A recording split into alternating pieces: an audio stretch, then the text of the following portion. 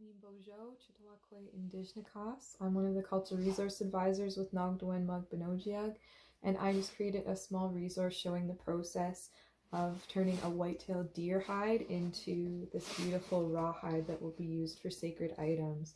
I hope you enjoy it, and it just gives you a little more insight on the process and might give you the confidence to try it yourself. Glitch. Alright, so you see we have a beautiful deer hide with a nice medicine, 4 directions there. I'm going to be using this traditional scraper to flesh this hide, and you can see it's a moose bone that's been cut at a 45-degree angle, and I use files to sharpen it to keep it nice and sharp. You can see the tail here that I detached from the hide. Some crafters will use this beautiful white hair. They'll dye it and use it for tufting. So I always just like to throw it in the freezer. I'll clean it up a bit before I do that though. So that's what we're going to be doing for the next little bit. You can see there's muscle tissue, and you can also see there's fat here. So that's all going to come off, and we'll be left with a nice beautiful white hide, and we'll have to work on the hair next. So you can see it still has the hair attached. Work on getting that hair off, and then we have to work on that membrane. So there's lots of steps, but it's all beautiful work, and just all honoring this deer. So you got a smudge going. It's not the greatest smelling, but we work with what we got. We glitch. Here is a beautiful fleshed area. You can see how we've kind of chased this muscle tissue down the hide, and we're slowly cleaning it up. Nice and white. I'll take my scraper and put the tapered end against the hide, and you're just coming down with those blunt motions. This hide has been soaked to just allow those tissues to break down a bit and make for easier removal. And yeah, we got a little ways to go, but this is amazing work when it comes to mindfulness, when it comes to our physical. It's physically demanding for us, and it's beautiful work. Aha.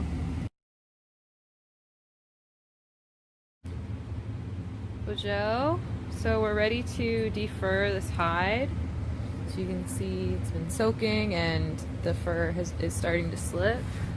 So you just give it a tug and you're getting some nice handfuls of hair. Get a good one. You can see those roots are coming too.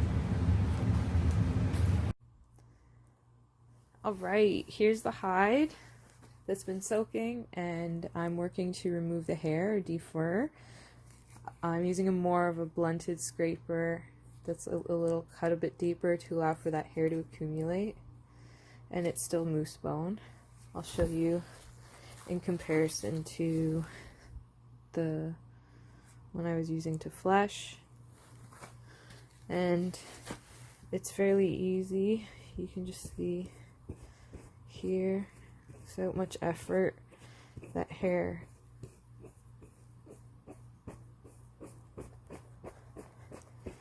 is coming off the hide. And so depending on the temperature or the weather, it might take your hide a bit more time, 2 days to a week, to get the hair to start slipping. So here, and you can notice even with my hand, I'm able to pull some away. Alright, so I'll show you what this hide looks like once I get a nice big chunk cleaned, and then it will be ready to be strung up. Miigwech.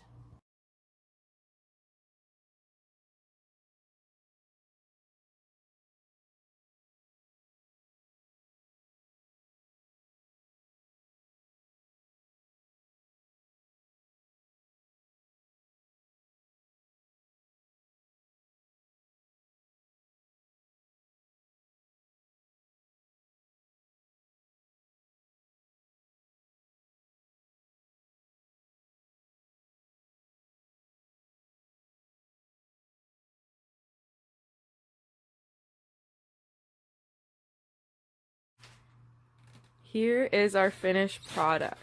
So this is our white-tailed deer hide, and we've turned it into rawhide. So you can hear that beautiful sound already emanating from the hide. You can see here there are little markings, and what those are actually tick bites that the animal endured while it was alive in the forest. And it just goes to show how prominent these insects are in our area and how we really need to equip ourselves and protect ourselves against ticks when we're working on these hides. You can see I had gloves on, I have coveralls, I wear boots just to really ensure that I'm taking those precautions. You can see we use twine all the way around the hide. There's still some bits where that pesky fur, those can come off with dry scraping if you really want. I kind of like them. I think they're some nice character to add when you're using the hide. Just to show you quick, here are the screws that we put in the frame. So what I like to do is take the twine and just wrap it around and then go back through and then trace it back. And what this allows for is easy tightening. Otherwise we'd be wrapping around the piece of wood, and that would just be a little more time consuming if we need to tighten any spots. But yeah, so here's our finished product. It's quite the journey, but it's extremely purposeful work, and it's always so beautiful to be able to empower yourself in this way and make yourself your own sacred items through this hide. I'll show you the other side. So this is the inside of the animal. You see it's nice and smooth, and you can hear it too. Woo! So we've come a long way from that big piece of fleshy, furry deer hide to bring it to this beautiful piece of rawhide that we can use. Miigwech for being interested in this work and checking out this resource. If you have any questions, you can always contact me by email or personally. Ahow.